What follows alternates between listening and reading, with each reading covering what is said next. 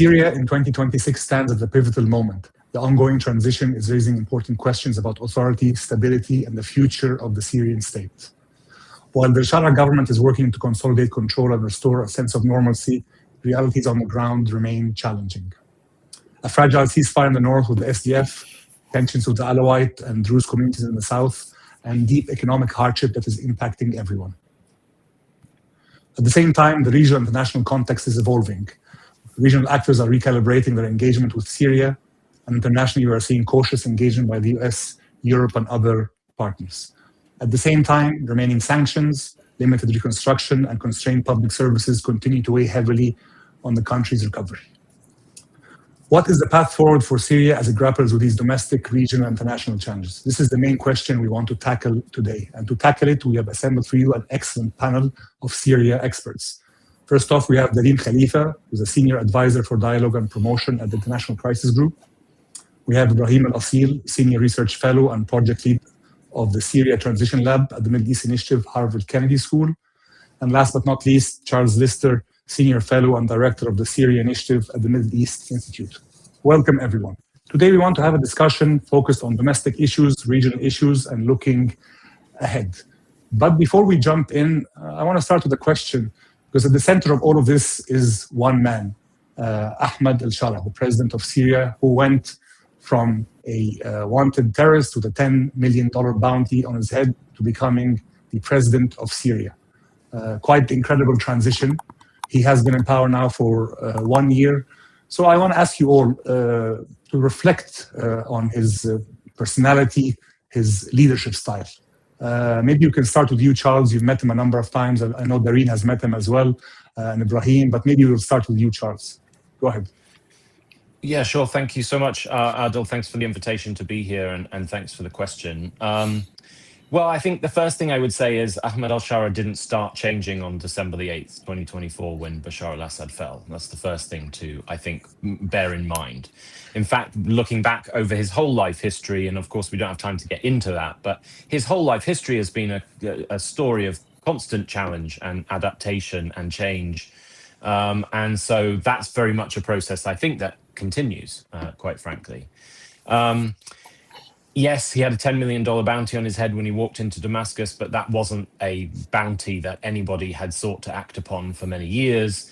One of the reasons why the US was able to move in as quickly as it was to Damascus to meet with him 10 days or so after he arrived. But looking more at the transition itself, I think 2025 was the year of foreign policy being the focus. Syria, if it had any chance, especially given the fact that it was Ahmed al-Sharaa in charge, had to kind of rescue Syria's credibility on the international stage, reintegrate into the international community.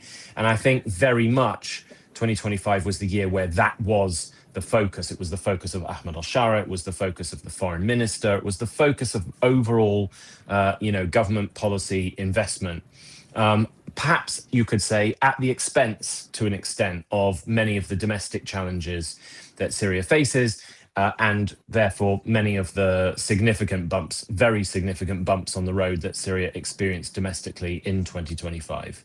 I think that was the decision made by somebody like Ahmed al-Sharaa precisely because he had spent this very controversial history. He had come out of this very controversial history, and he knew precisely because of who he was and where he had come from that was going to be the #1 challenge Syria had to get past first.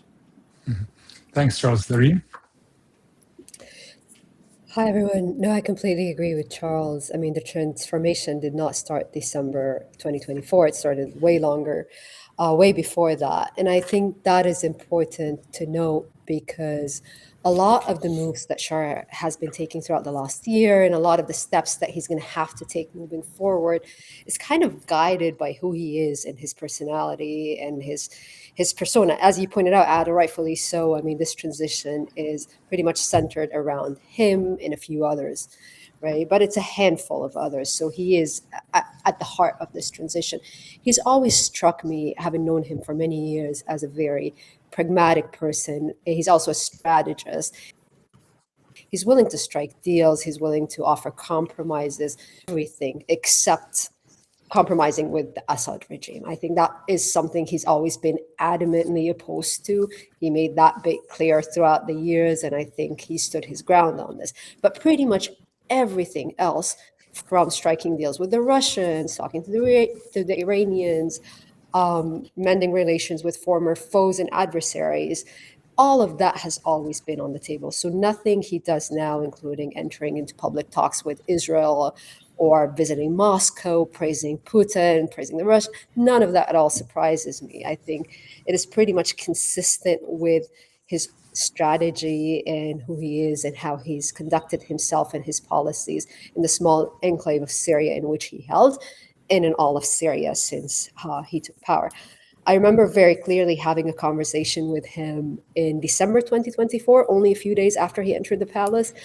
And I asked him a bunch of questions, and he paused and looked at me and he said, like, I feel like you've already asked me these questions years ago. Why are we repeating them? And I said, well, you weren't in the presidential palace then. So I thought, having been in the palace, he might revisit his positions on a number of things, including imposing a certain conservative socialist agenda on the population, or how he's going to be dealing with specific norms. And he said, none of that has changed. I told you I'm never going to govern Syria the way, if I ever reach Damascus, I'm never going to govern Syria the same way I governed a conservative part of it, like Idlib. That's going to be different. We're going to respect Syria's diversity. So he just rehashed all his positions that we had discussed over the years. And it became clear to me that, you know, he's implementing a vision he's always had, even though many of us were skeptical that it was ever going to manifest. But he was very clear-eyed on every step he wanted to take moving forward. I'll stop here, but happy to elaborate on any of that. Very interesting. So you classify him as somebody who's pragmatic and who is willing to compromise. Ibrahim, your thoughts? What do you think? Absolutely. It's great to be with you all. And I'll build on what both my colleagues said here. And when we talk about Ahmed al-Sharaa and his personality, we're also trying to figure out the personality of the system and the structure that he is building and he's putting in place. And I think one major characteristic is, Adel, what you started with. You said that he is at the center of all of that, and he's almost alone at the center. And in a transition, especially like a transition that's happening in Syria, that's a strength and a weakness at the same time. Because in many transitions, you do need that powerful figure, that powerful leader with a vision that could actually rally people around him, or could at least offer a vision at a point where many people don't know in which direction they exactly want to go. But also that could lead to hyper-centralization. And we see these two mixed elements in the personality of the system that Ahmed al-Sharaa is building. When we look at his approach in geopolitics, he's clearly someone who mastered the geopolitics of the region. He understands the interests of different players, what they want, and he is very skillful in a way that he could actually play on those contradictions in a region that it's very difficult to manage the external relationships.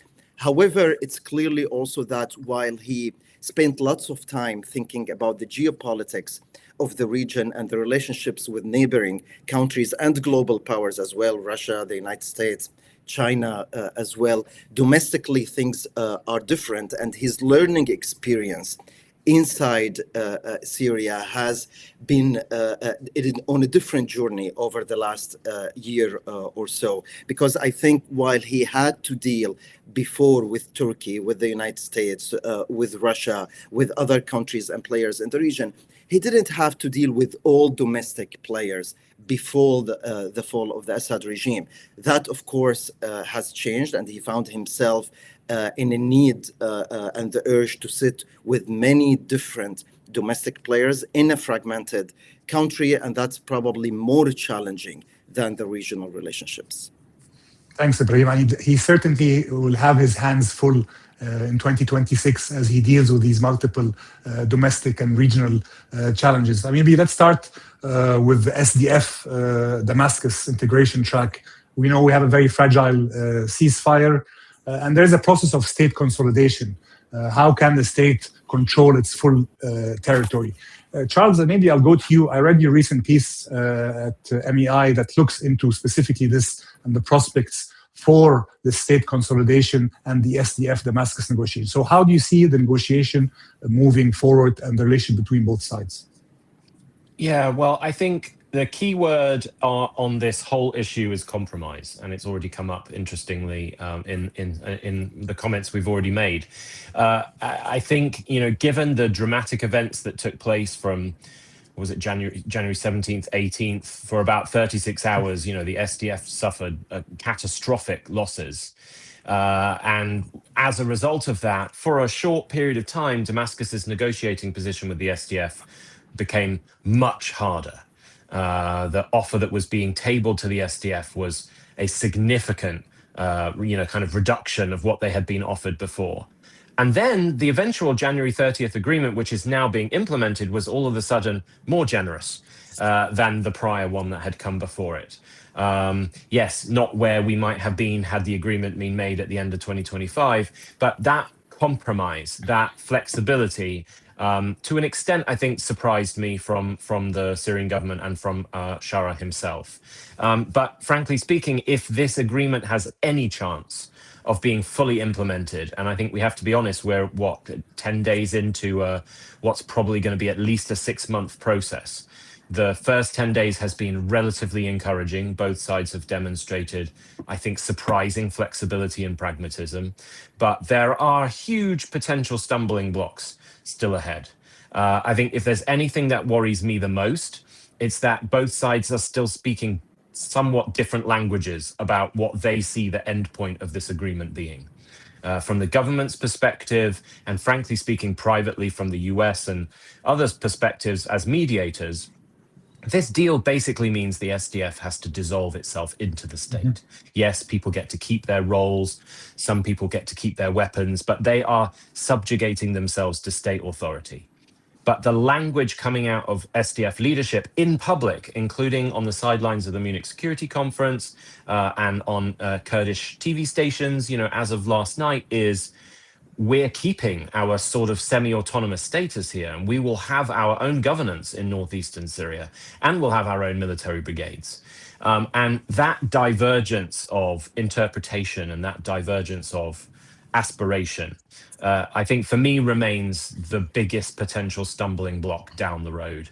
And it is going to take very constant US and pressure from other states to keep corralling both sides together through this process. And with the dramatic US military drawdown that is underway, departed 2 major bases in the last 4 days, I'm not totally convinced that the US is going to be well positioned to be monitoring and responding to, challenges down the road. So I think it remains to be seen. I worry a great deal that if things do fall apart, they'll get ugly, much uglier than they were in January. And that's, of course, something that everybody wants to try to avoid. But there's still a long way to go on this agreement. Thanks, Charles. So, Dareen, as for Charles, there's divergent views on this agreement. We have an agreement, but it remains to be seen how the SDF, each side is sort of implementing it or looking at it a different way. How do you see the SDF? Do you see the SDF disarming and integrating in a Syrian state? I think it's important to take a step back and remember that the SDF has controlled almost 1/3 of Syria and almost 90% of its natural resources for the last decade. They've overseen a massive military apparatus, a gigantic civil apparatus as well. They had almost 100,000 people working under their civil and military umbrella. They've had US backing. So it is a lot for them to process that they need to concede significantly on what they've had for the last decade or so. If you ask me personally, was there ever a strategy on how to keep that indefinitely? I would say no. It was never a clear strategy of how they were going to maintain control over what they've created the last 10 years. There was neither a political nor military one for that matter. The US has made it, various US administrations have made it very clear that the end game is for them to withdraw from Syria, and that the SDF had to find a deal of some sort, be it a deal with Damascus or a deal with Turkey or some sort of arrangement that would allow them to kind of preserve something, but not everything. So that has always been the implicit, tacit kind of understanding with their security guarantor, that is the US. That said, we have two parties now, Damascus and the SDF, that are very prone to overreach, right? And that has always been the problem in this negotiation that's been ongoing for a few months, that the risk of one party, that is the SDF, refusing to concede, or the other party, Damascus, that is willing to take military moves, even if it comes at a cost, was really high. So the threat has always been there. I think that continues to be there. So that's what really worries us. Now, for the SDF, they're also prone to kind of getting stuck within their inertia, right? It's kind of, and we see that with non-state actors across various conflicts, is that it kind of is easier for them to fight and lose than to concede unilaterally or voluntarily what they already have. And that is something that goes against everything we had described earlier about Sharaa and how he's been conducting himself. He is a person that is very pragmatic and is just willing to give more and willing to concede in order to kind of maintain the bigger strategy he's pursuing. Again, very different than how the SDF operates. They're more ideological. The decision-making is more decentralized, more fragmented. It's not centralized around one person or even two people. The decision-making is kind of splintered between Syria and northern Iraq, if we want to be very frank. And again, it's not easy to make these concessions like total disarmament, even when the PKK leadership, kind of the broader mothership in which the SDF descends from, has at least verbally and vocally taken such steps when it comes to the broader movement. Again, Syria has been the biggest territorial gain they've ever had in the history of the broader Kurdish movement. So letting go of that is not an easy thing. Now, again, I think Damascus has given them various off-ramps, especially in the last ceasefire agreement. Yes, it's very fragile. I think like its predecessors, it's more of a statement of intent. On a lot of issues, it's very broad, it's very vague. But so far, Damascus has shown a willingness to kind of be generous in the interpretation of a number of issues, including what specificity in predominantly Kurdish areas mean, what an integration of the military forces would look like. But I think the bottom line here is clear.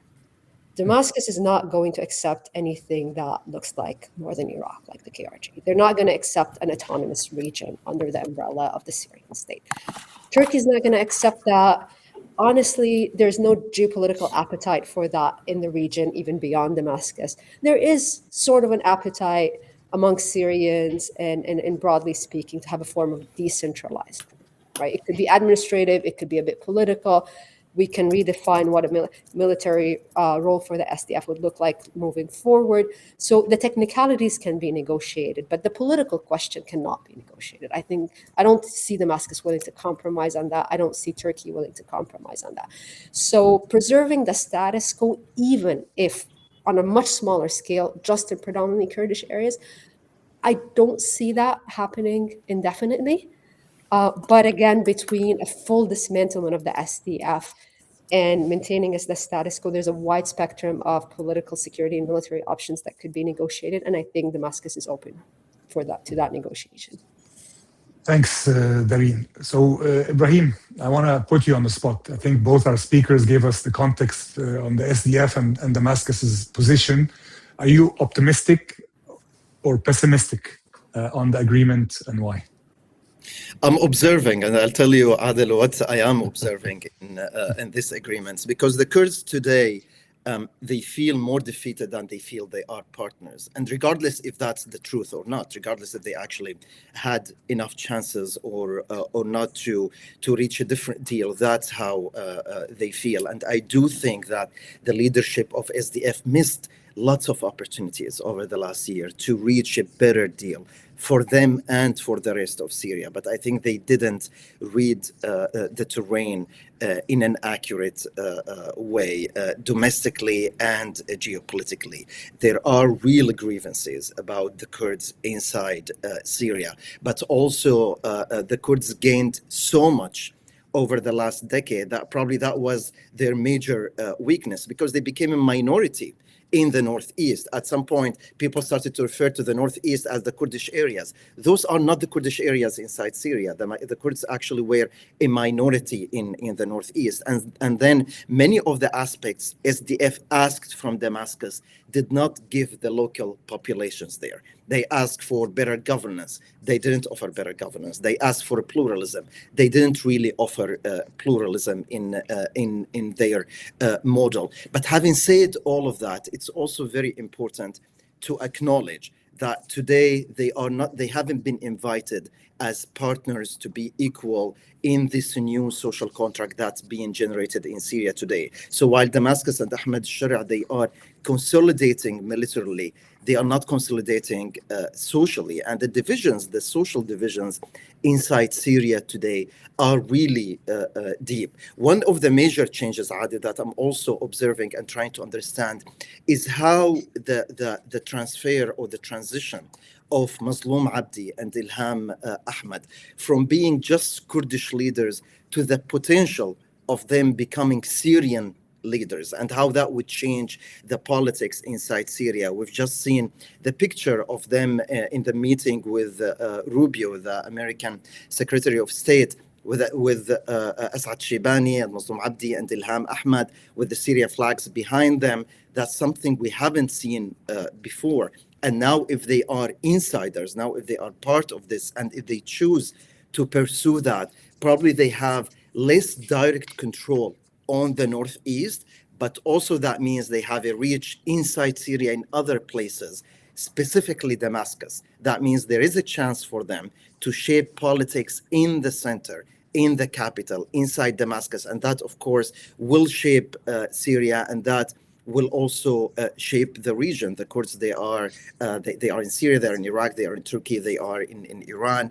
And the way they behave in Syria today and their position within the social contract, I think will also affect the Kurds across the region. So these are some of the aspects I'm watching, I'm observing to see if they will be able, both sides, to imagine something different, something that didn't happen before, something different from what the SDF and probably the PKK were fighting for the last 2-3 generations, and also something different than what Damascus has offered the Kurds over the last decades as well. Will they be able to imagine a new equilibrium and a new partnership inside Syria, or they both at some point will go back to what they were used to, and they keep this conflict and contestation between the center and the periphery?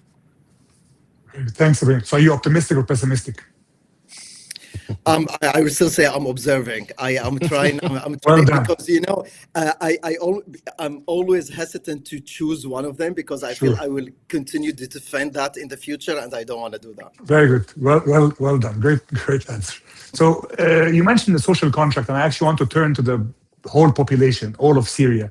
A new social contract is currently being built, and the legitimacy of the new government is really being tested live every day. So I'll go to you, Charles. You visit Syria a lot. You engage with the Syrian community. What are Syrians at large prioritizing now? Is it security, salaries, services, local governance, justice, transitional justice, politics? What are the priorities, and where is the new government gaining legitimacy, and where is it losing legitimacy? Yeah, it's a great question, and not necessarily an easy one to answer. I mean, I think they're prioritizing everything. And I think that's largely an outcome of the fact that for the first time in more than half a century, Syrians feel like they can have a stake, and they can demand and have an expectation for all of those things on your list and more. And I think that was always the challenge that the transitional government in Syria, no matter who was leading it, was going to face. They came into Damascus and found not even a shell of a state. And 2025 was the honeymoon year. That was the year in which I think the government could get away with there being many insufficiencies in terms of security, services, the economy, salaries, pensions, everything else. They could kind of get away with that for the first phase of the transition. And I think if evidence is going to suggest anything, 2026 already looks like it's going to be a much more challenging year when it comes to lots of those more domestic challenges.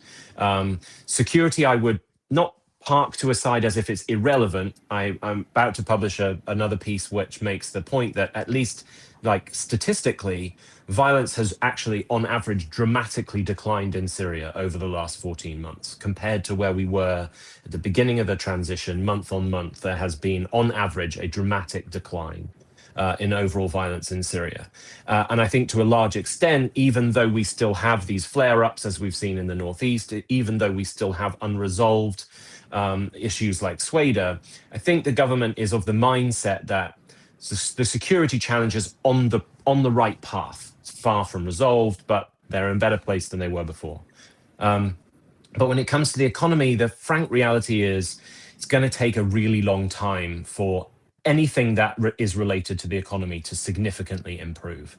This was, I think, a big mistake that the government made right from the outset, in that it oversold to the population the extent to which it could transform the economic situation in the country. Publicly celebrating and making a very big deal of dozens and dozens of memorandums of understanding to a population that, and let me be, blunt and very, politically incorrect, many of the population frankly didn't understand that a memorandum of understanding didn't equal immediate investment and new projects and programming. And there's been a process throughout the last 14 months of people realizing that an MOU is not a contract, is not an investment deal, is not a strategic project. And that realization, I think, has fostered a good deal amount of frustration. We've got teachers' strikes in some areas of the country because of low salaries and poor conditions.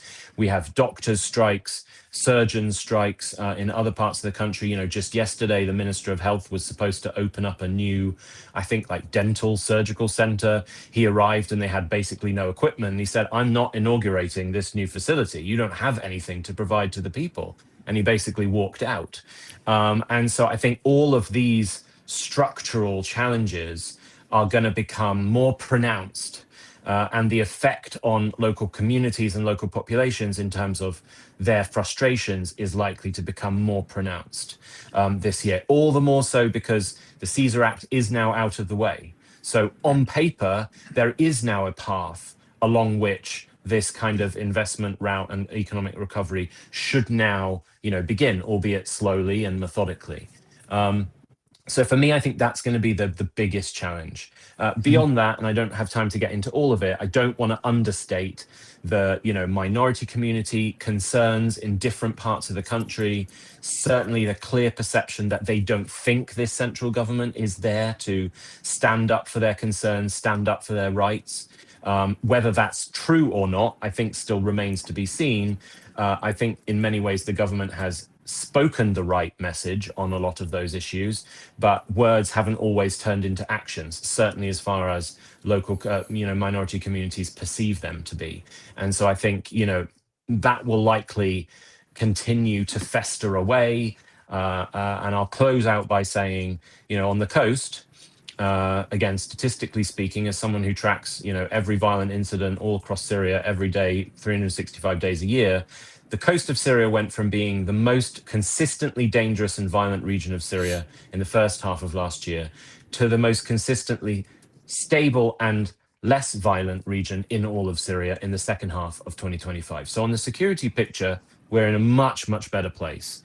But the political restlessness is higher than it's ever been. And we've seen mass protests. Now, and again, I should say, in Syria, we saw mass protests without a massive state crackdown, so that's encouraging. But the mass protest bit is still a clear indication that there's a long way still to travel in terms of forming this social contract and rebuilding trust. Thanks, Charles. Dareen, maybe reflect on the social contract and the success of the government so far. Yeah, no, I agree with everything Charles said, especially the bits on the economy. I think, for all of us visiting Damascus, it's quite easy to just, overlook the fact that the majority of the country is still in ruins, right? Just if you go out of Damascus, just only, a couple of hours away, entire cities like Deir ez-Zor are still in ruins, right? And they've never really gotten any attention in the media. I mean, Aleppo did at the time, but beyond Aleppo, the country is also homes large chunks of Hama. Idlib, we've seen when it rained heavily last week, I mean, the whole IDP camps were flooding. So the needs are just incredibly dire and beyond the capacity of this authority, or any authority for that matter. I mean, obviously the sanctions were a huge impediment for the economy, but they're one among many. There's still a lot that needs to be done. And I think, you pointed out, Adel, that they have a lot on their plate. Obviously they do. And I think the economy is going to be a big part of the social contract. Security is always going to be at the heart of it. Inclusion, how they're going to be dealing with minorities. But I think the questions around the economy and how they're going to be dealing with it. And honestly, it's one, I'm not an economist myself, but it's one that I just don't see straightforward answers to, because no matter how much investment they're able to attract, and they've honestly been able to attract way more than I thought they would be, especially from Gulf investment. And I see more of that coming along, because this is really consistent with how the authorities operate and how Sharaa thinks about kind of making Syria attractive for foreign investment. But it's just a drop in the ocean of what the country actually needs. And yeah, I think it's key that also Western donors invest more, and that they don't wash their hands off the country, because what we've been seeing as well is a lot of European countries have been kind of, wanting to portray the transition as moving forward in a positive way, which it is. That said, there's a lot of needs, and it's not the time for donors to pull out from humanitarian assistance and from the kind of support they were giving to the IDP communities. And it's not the time also to try to shove mass a refugee return from European countries back into Syria. So everything needs to be a little bit more gradual and a little bit more thoughtful moving forward, because again, what really can make or break this transition moving forward is the economy, and how external powers and external supporters are going to engage with the question of the economy, but also how the government is going to be able to manage that moving forward. Ibrahim, to you, Dareen and Charles really highlighted the economic issue, and you've done lots of work on governance and economic governance in particular. So maybe I'd like you to reflect on what is needed at this stage in terms of getting back the economy on track and the rebuilding and the reconstruction back on track. Rules. There is a need for clear rules inside Syria, and there is a lack of rules. There is no transparency that's very required to attract investments. You might see some politically motivated investments coming into Syria within the current conditions. Those investors who are actually not seeking return on investments, and they are willing to take huge risks for political calculations. But when we're actually seeking really huge amount of investments from investors who are looking for profit to come to Syria, it's still too early for them, because what they are watching and what they are waiting for is predictability inside Syria, and transparency, and a clear legal framework. And all of that requires lots of changes in the Syrian laws, because among what Syrians inherited from the Assad regime is also a destroyed legal system that mainly was based on corruption and cronies, and all of that to change and to develop an environment that can really attract big numbers of investments. That requires also a parliament and legislators to write new laws. And we're still not sure what's going on with the parliament. We heard from Damascus before that they were waiting to incorporate the rest of Syria, specifically the northeast. I think now with Raqqa and Deir ez-Zor at least back under the control of Damascus, probably we are closer to that point. But at this point, the way that the government is functioning inside Damascus is not very promising to attract investments on the long term. It might attract some companies, it might attract some firms that are encouraged by their governments, but not the investments that they need in Syria. And many investors inside Syria as well, they feel that they might not be part of this. They feel that things are being done and negotiations are happening and bargaining are being completed behind closed doors. Many business people, they don't feel they are part of that. And this is important because this was part of the coalition that wanted to get rid of Assad. Of course, you have the military coalition, but many in the business community. Some of them were very pro-revolution. Some of them, at some point, they realized, even from an economic and business perspective, Assad was the worst possible scenario for them, and they needed something different. Now, these coalitions, they might start to go in different directions and pull in different directions. And if they don't feel they are included and they have a piece of this new environment, a new social contract or new economic equation, they might start actually to build different coalitions to push against Damascus. Thanks, Ibrahim. We can spend the whole session on the economic issue, but I want us to move on to the regional and international dynamic. And to you, Charles, you're in Washington, D.C., you follow U.S. politics closely, especially when it pertains to Syria. So I want to know, what are the U.S. priorities when it comes to Syria, if you can rank them for us, and what are the concrete asks and conditions Washington is putting to Damascus in 2026? Well, I think, first of all, it depends what one means by US priorities and who specifically we're looking at. I mean, if we're focusing on President Trump and his administration, or at least I should say, the parts of his administration that are focused on the Syrian file, and that's a surprisingly small, tight circle of individuals. The priority is basically very hard realpolitik. I mean, I think we heard it from Secretary Rubio a couple of days ago. Very frank admission, I think, and if you read between the lines, that in no way do they think that the transitional government in Damascus is perfect. In no way do they think it's the transitional government that they could have put together if they had designed one.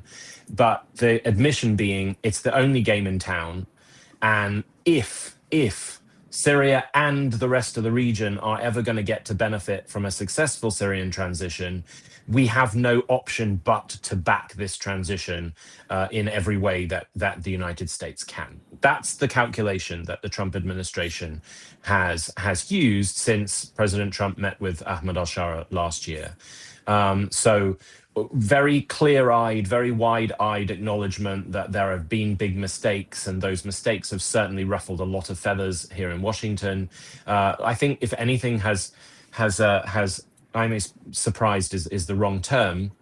There was more anger and frustration and restlessness in Washington during the conflict with the SDF than there was during the massacre of the Druze in July last year, where well over 1,000 civilians were massacred in horrific sectarian and ethnic violence. And then, of course, in the Northeast, it was a military-to-military fight in which very few civilians were killed, but it triggered a firestorm in Washington.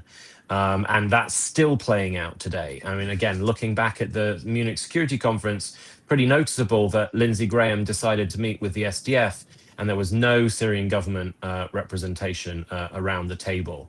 And it wasn't just Lindsey Graham, but a selection of other significant players from the Hill. So there is clear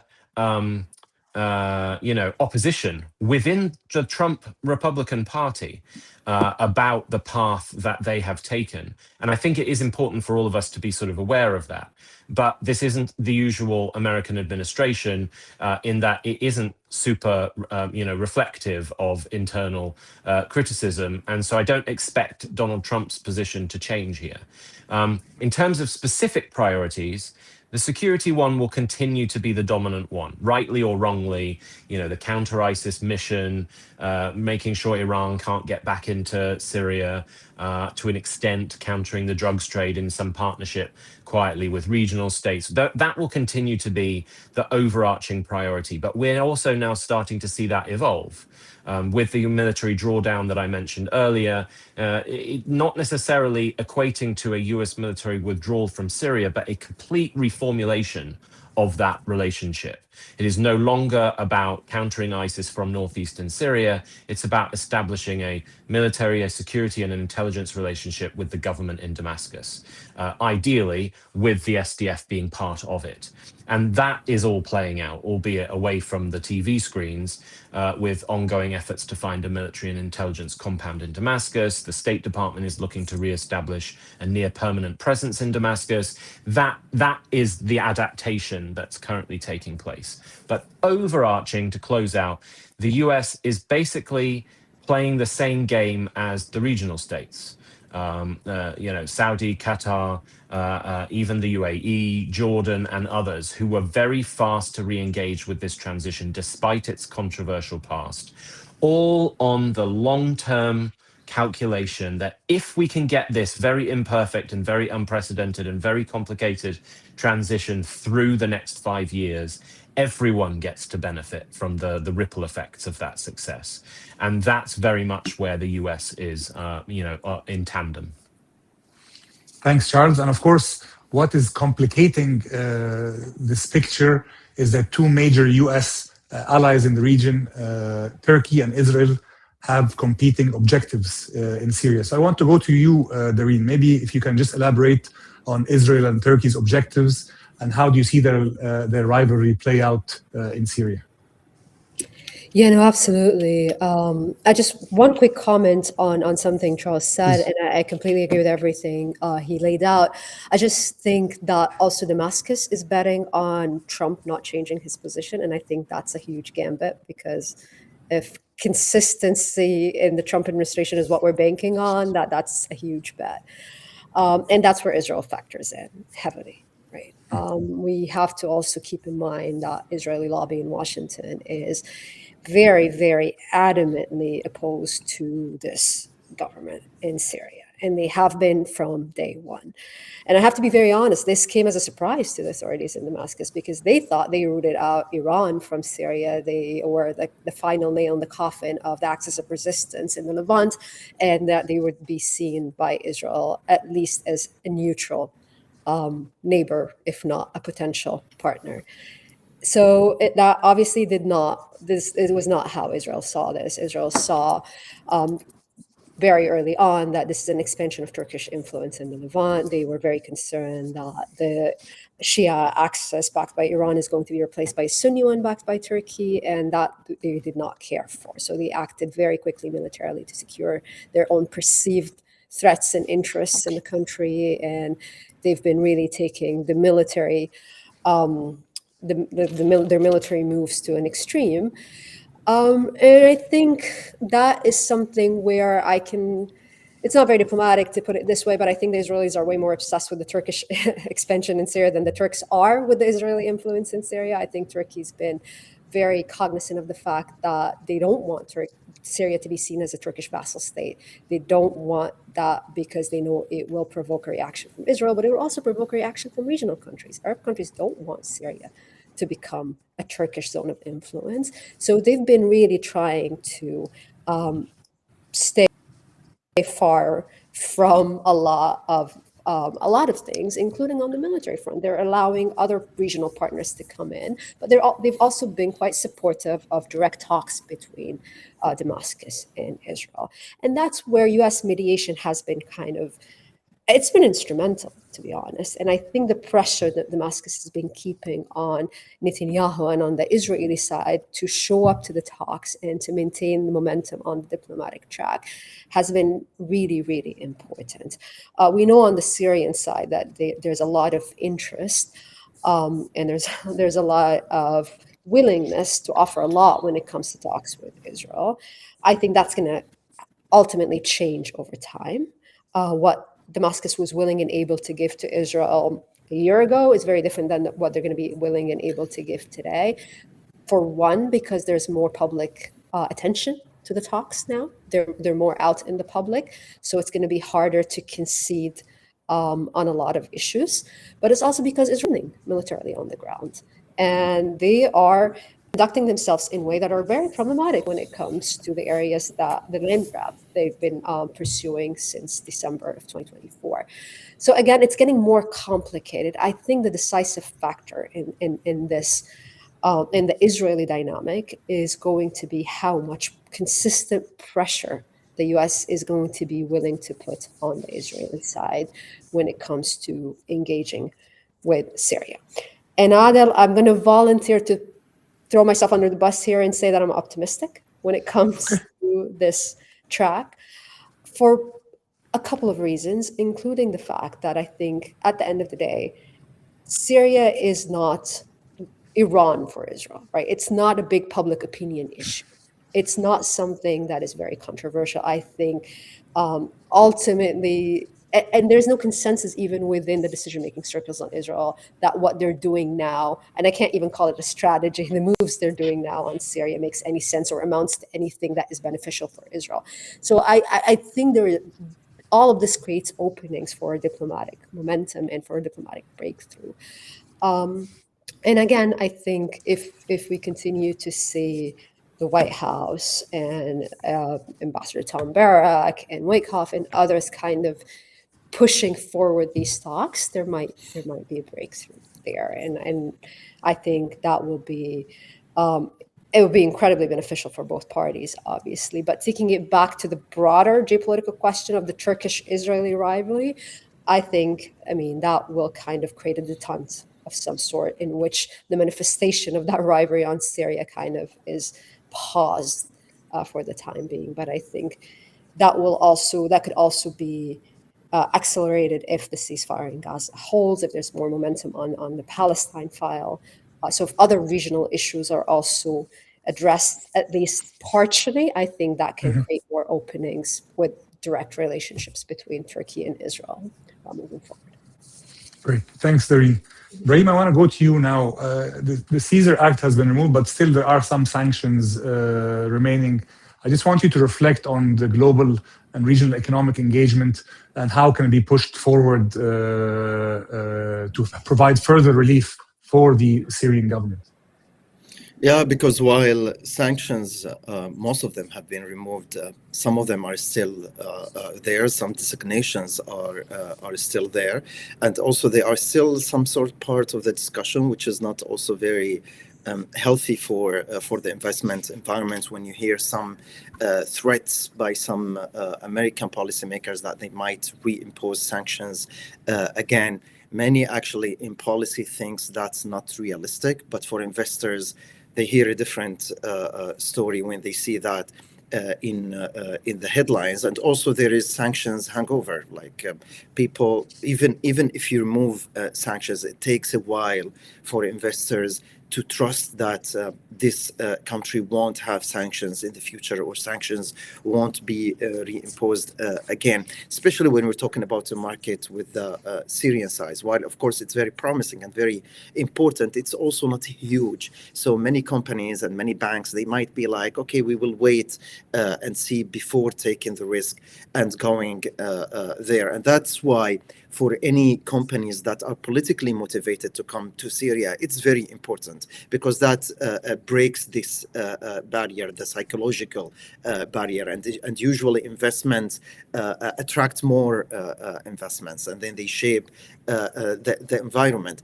But the realms of investments and geopolitics are really intertwined inside Syria, and all the files we're talking about would help if they are resolved to attract investments. If there is any sort of a deal or an agreement between Syria and Israel, that would help attract investments. But even the bigger picture, if there is some sort of understanding between Turkey and Israel, between Saudi Arabia and Israel, I'm not here talking about peace deals, but to show that the region is moving away from conflicts, because usually investors don't only look at Syria, they also look at the context. They look at the region, and they look at Israel and Iran as well, which is one of the challenges here, because Israel wants an open airspace between Israel and Iran. So that's for the Syrian sovereignty and the Syrian any air defense in the future. That's a major question there. Having said all of that, there are huge opportunities in the oil and gas. There is a huge opportunity in transit, and that's very important for all the economies in the region, the Saudi economy, the Turkish economy, the Iraqi economy, the Jordanian economy, all of them, and of course the Lebanese one, all of them really depend and need stability in Syria. And here I'll conclude with one point to shed light also on the differences between what the world needs out of Syria and what Syrians need. We started by talking about the United States. The United States needs and wants stability inside Syria. Whether Syria is prosperous or not, that's not a great deal. That would be great, like they would be happy. But if Syria is not prosperous, probably they won't notice as well. But for Syrians, stability is not enough. They need growth, they need economy, they need to care about the well-being and the quality of life. And that, at the end of the day, is within the Syrian hands. If Syrians can create such an environment, the legislative one, to attract investments and have some transparency mechanisms, that might actually change everything. While even if the geopolitical conditions are stable, but the domestic conditions are not there, no investments are going to flow into Syria the way all Syrians want to see. Thanks, Ibrahim. And maybe I want to ask you a follow-up question, maybe to the whole panel. You mentioned politically linked investments. And of course, Saudi engagement has been increasing, and countries are positioning themselves a bit differently, Turkey, Qatar, the UAE. How do you see the role of GCC states in Syria in terms of reconstruction and the connection between the geopolitical piece and the geo-economic piece? Is that for me, Adel? Yes, please. Yeah. Oh, yeah. So the Saudis in particular have been playing a very constructive role inside Syria, because they were pushing for investment, but also they were clear that this investment needs to see laws, needs to see rules and a reset inside Syria. So they have been motivating the Syrian government to go in that direction, helping with investments, but also really stressing the points of governance. And without that support from the Gulf, from Saudi Arabia and Qatar, and to a lesser extent probably the UAE, who has been more cautious in their approach towards Syria, but without that support from the Gulf in general, it's very difficult for Syria and for the Syrian economy to grow. But here, Adel, I really want to highlight again the opportunity for the Gulf from having a stable and prosperous Syria. That's very important for all the diversification plans we've seen coming out from the Gulf, because Syria would really help to realize and to diversify those Gulf economies. The support should be in investments, but also really to engage with those questions of governance and to push Syria there. And many of these Gulf countries now, they are very advanced in how they govern those investments and the legal framework they created, and they could share also that expertise with the Syrian re-emerging public sector. Thanks, Ibrahim. Dareen, your colleagues at ICG held a fascinating roundtable at the Munich Security Conference. I'm not sure if Syria was discussed, but I want you maybe to reflect on the GCC and this regional piece we're discussing. Yeah, I mean, I think Syria is at the centerpiece of when the GCC comes together, what great good they can actually create in terms of pushing forward a lot of positive agendas. And I think, I mean, a lot of credit goes to that joint GCC position when it came to lifting sanctions and when it came to like pushing the Trump administration and nudging them towards a quick and rapid removal of US sanctions. So that was the first step that really became a gate opener to every other diplomatic and economic engagement with the country that fled in afterwards. I mean, Saudi takes a huge credit, but also obviously Qatar, among others. So the fact that the GCC countries were really coherently putting forward the vision that they want this transition to succeed is exactly the takeaway that President Trump got and left with. Like, we want this transition to succeed. We want to give Syria a chance. And for him, it was kind of a low-cost win, right, to hand to Gulf countries. But I think, I mean, what we've seen also so far is that Damascus has been sending all the right signals to its Gulf partners, right? So they've been using the right words. They've been talking about return on investment. They've been talking about conditions for investment. So they're not framing this within the framework of this is assistance or support, rather that it's actually a good investment for you for this transition to succeed and for the economy to kick off. So I think it goes both ways, that Gulf states were very quick to act. They were acting jointly and coherently. They were really using their diplomatic heft and weight to kind of get the US on board, which is something we saw in Syria, we've seen in Palestine, in Gaza, we've seen elsewhere. But I think that was huge, and it had a massive impact on how not just the US, but also other European states engaged with the country. But on the other hand, because Sharaa really understands the Gulf, he was born in Saudi. He spent a few years there. He really understands, I think, as Ibrahim pointed out, he really understands the geopolitical realities of the region around him. He used the right language and the right approach engaging with Gulf countries. So I think the role they have played so far and are going to continue to play moving forward is going to be instrumental in this transition. Thanks, Dareen. We're almost running out of time. So I have just one final question to the panel, and it's a very subjective one. How do we define success in Syria? I want you to reflect on success. What would success look like in measurable terms in 5 years? What successes are more realistic than others? Ibrahim, I'll start with you. I'll give you two brief perspectives. The first one is probably more like the low bar one. I really think, giving all the very tough situation inside Syria, if Syria does not descend again into a civil war, that is a success. What Syrians inherited after these 15 years of war and 54 years of dictatorship and tyranny that really destroyed Syria and its social fabric and public institutions, if Syria stays together and stabilizes for some time, that is success, and that's a huge successful story. The other perspective is also the limit is the sky here.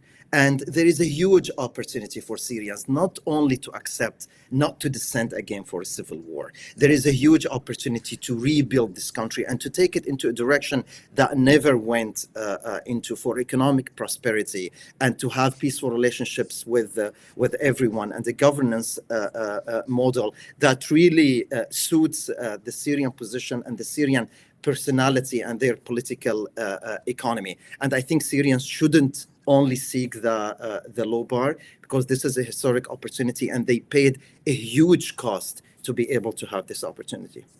Thanks, Ibrahim. I like it. The low bar and the high bar. Dareen, over to you. How do you define success? It's really hard to speak after Ibrahim on that one. And I do think we should end on what the actual Syrian in the room, or how he described it. But I mean, I completely agree. I mean, transitions are messy. Bad things are going to happen, unfortunately. This is a country that's never been really ruled in a democratic way. It's just come out of 15 years of civil war. So maintaining a clear eye and just understanding that transitions are messy and engaging with that mess rather than washing our hands off of it or calling it a day every time something bad happens, because bad things will happen. That doesn't mean we lower the bar. I completely agree with Ibrahim. I think Syrians deserve much, much more.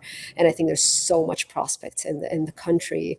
And I think the way to achieve the ceiling of that is maintaining the kind of pressure Ibrahim and other Syrians and Syrian civil society is going to keep putting on the government to kind of correct course when they do these mistakes and to walk back their errors, which is going to be absolutely needed moving forward.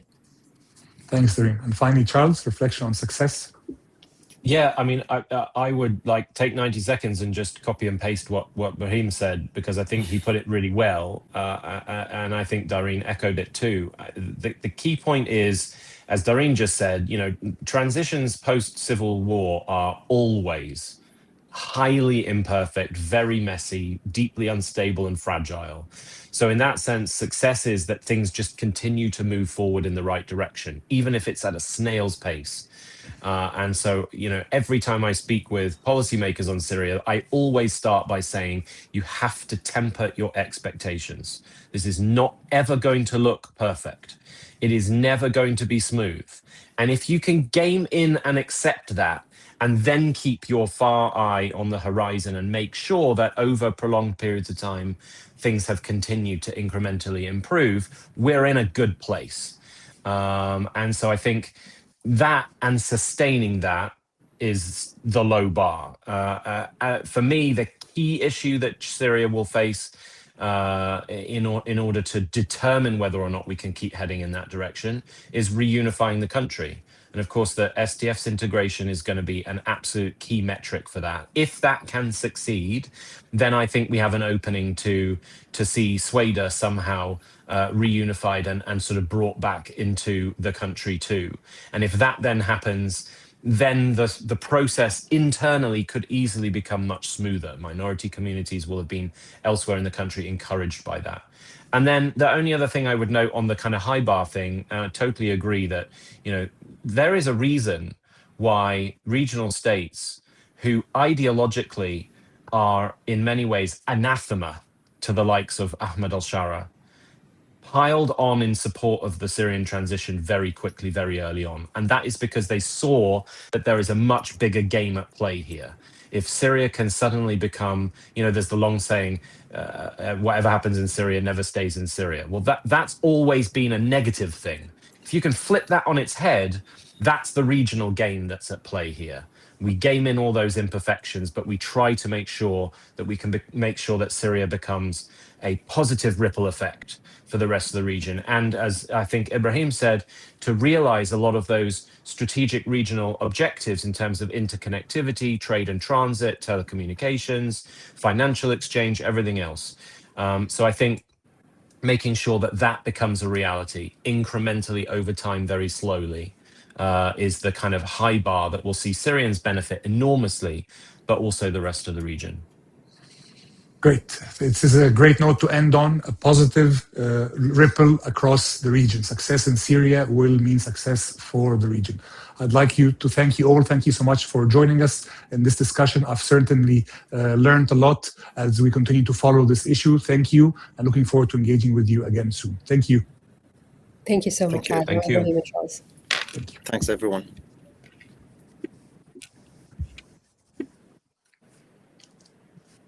And done. I think we're cutting now. Thank you both. She cut out, but we're going to edit it afterwards. Thanks, Charles. Thanks, Ibrahim. Thank you. Thanks, Adel. And great seeing you, Charles. If you're both in likewise. Doha anytime, please reach